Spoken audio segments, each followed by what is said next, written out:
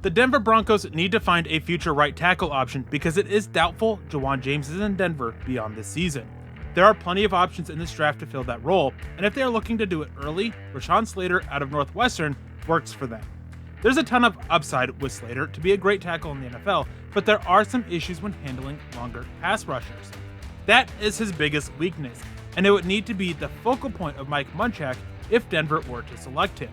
It isn't a crippling weakness by any means that should automatically see him move inside to guard, and proof of that is how he handled Chase Young in 2019. Slater held his own no matter how Young came at him during his pass rush attack or even as a run defender, and made Young all but invisible.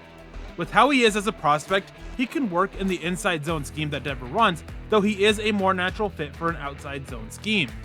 He is able to generate enough driving power to work in the scheme as a tackle or as a guard, which his versatility just boosts his value.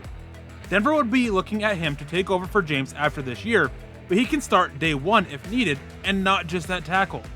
If one of the interior offensive linemen got hurt, Slater could be put in as the starter there, as he really does offer up the ability to play everywhere.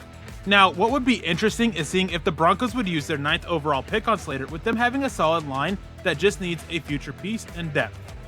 They could decide to address something more immediate, but the depth at tackle isn't there, and the future remains a big question mark.